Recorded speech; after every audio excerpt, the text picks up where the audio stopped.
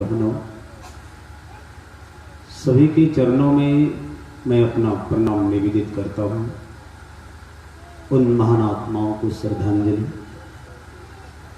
जिसके जाने के बाद आज उसके नाम पर यह सत्संग रखा गया है। आप लोग बड़ी भाग्यशाली हैं कि यह सुंदर मानव शरीर मिला है और सुंदर मानव शरीर में सत्संग सुनने का अवसर मिला है। और आप लोगों से कहीं ज़्यादा भाग्यशाली हम बच्चे लोग हैं जो आप जैसे महान देवी देवताओं का दर्शन करने का अवसर मिला है। इसलिए सब कोई अपने अपने हाथ को बाहर कीजिए, मेरुदंड को सीधा कीजिए और बिन नदी में नहाए ओठों पर मुस्कान लाइए और जोरदार ताली बजा के सत्संग का स्वागत कीजिए। सदगुरु कबीर साहब ने किसी इंसान से कह रहे थे कि हे मानव, यह जीवन एक श्रद्धा का मूर्ति है। याद रख लेना, इस जीवन के लोग मरने के बाद आत्म कल्याण के लिए श्राद्ध करते हैं और इस श्राद्ध के उपरांत ही सत्संग है। कबीर साहब ने उस इंसान से कहा कि हे इंसान, तो इंसान जिस दिन बन जाओगे तो एक दिन भगवान बन जाओगे, और जिस दिन भगवान बन जाओगे तो तुम्हारे अंदर में आत्मा की पहचान हो जाएगा। और जब तुम्हारे अंदर में आत्मा की पहचान हो जाए तो कभी कभी आत्मा का भी ताली बजा के स्वागत कर लेना कि आपके शरीर में सुंदर आत्मा मिला है।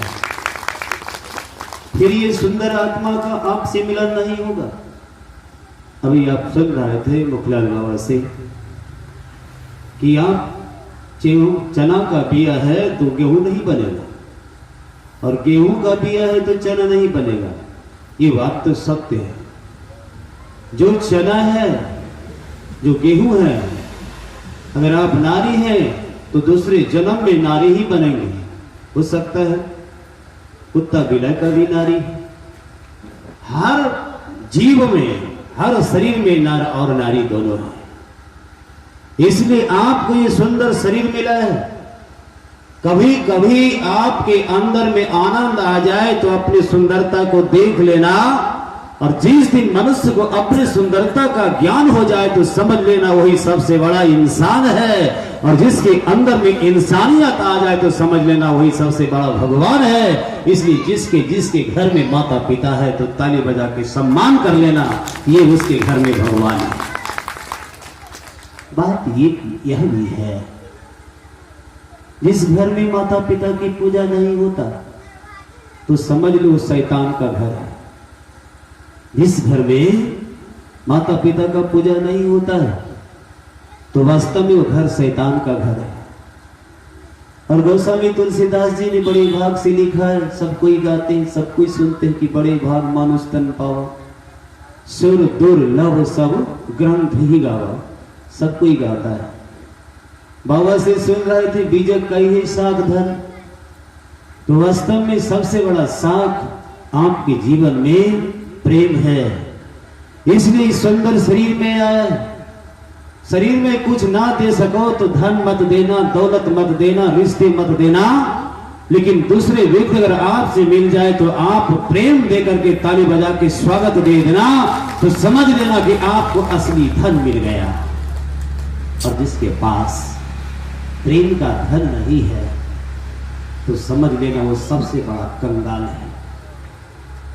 जिसके पास प्रेम नहीं है, एक आदमी हमें कल मिला, कहा बाबा सब कुछ है लेकिन कोई मेरी बात कोई सुनता ही नहीं। तो मैंने उस इंसान से पूछा, आपकी बात क्यों नहीं सुनता है, क्या वजह है, कहाँ कमी है, उस कमी को ढूंढिए। तो उसने कहा बाबा कहते तो हम ठीक है लेकिन थोड़ा झड़प करके कहते हैं। जब हम झड़प करके कहते मेरा कोई सुनता ही नहीं है।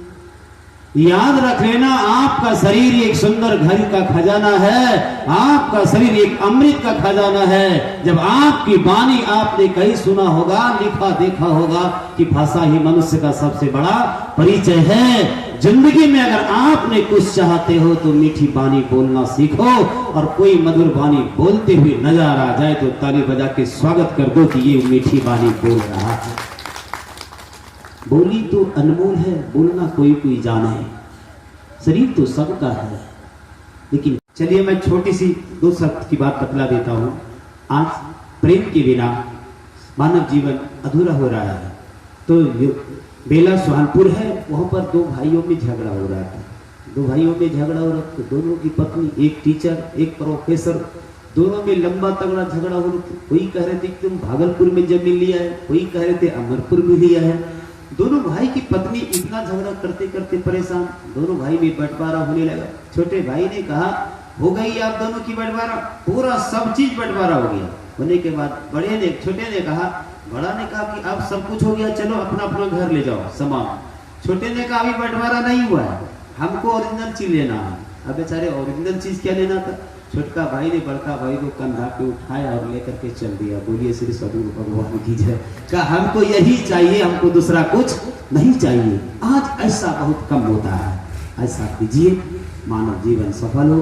सदगुरु से निवेदन, जिन जिन महान आत्माओं ने सत्संग सुना, सबका जीवन अमृत के समान हो, रूप सुंदर है, बुद्ध सुंदर बनाइए, उन माताओं की आत्मा को शांति मिले। इन्हीं शुभकामनाओं के साथ सदगुरु कबीर धाम मंगल का व्यास राधि की ओर से मैं अरविंद प्रकाश आप सबों के चरणों में लेता हूँ चरण बंदगी। यही जीव सबके घर में है, नहीं तो कबीर साहब फिर 12 बजे दिन में चले जा रहे थे, लालटेन जाते जाते नदी किनारे पहुंचा, तो वहां पर देखते हैं कि 5 पंडित जी नदी किनारे पानी में कुछ तड़प रहा था। कबीर साहब ने कहा कि महाराज ये क्या कर रहे हो?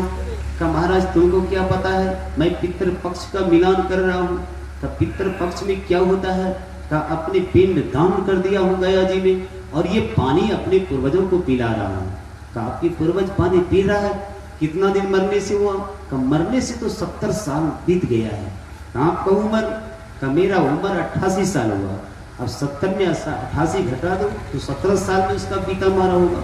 मरने के बाद 70 साल 88 साल में बेचारे पानी पिला रहे हैं। कबीर साहब ने कहा मैं भी थोड़ी पानी पिला देता हूँ, क्योंकि मेरा परदादा मरने से 700 साल हो गया है। बोलो सदगुरु भगवान की जय। सही कबीर ने कहा 7 दीप 9 खंड में, गुरु ते बड़ा न कोई, करता करे सो करी ना सके, गुरु करे सो हो। अब बेचारे गुरु की बात, बेचारे वो पानी कबीर साहब ने नदी किनारे थोड़ी सी खंड से गड्ढा किया, का असली सत्संग का दर्शन करा देता हूँ। अब कबीर साहब कमंडल से पात्र निकाला। इस याद रखिए आपका शरीर एक कमंडल है, और इससे जो वाणी निकलता है वो एक पात्र है, और किसी के अंग में लग जाए तो समझिए सुपात्र है। इसलिए कभी कभी सुपात्र बनिए। आपका जीवन अमूल्य है, इसका कोई कीमत नहीं दे सकता।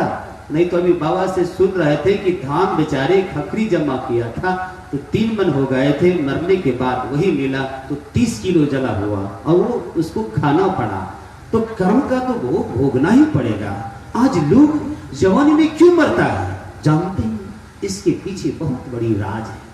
सदगुरु कबीर साहब ने कहा साच कहे तुम मारन धावे, झूठे जग पतियाना हो, देखो जग बौराना संतो, देखो जग बौराना हो, नेमी देखा धर्मी देखा, प्रातः करे स्नाना हो।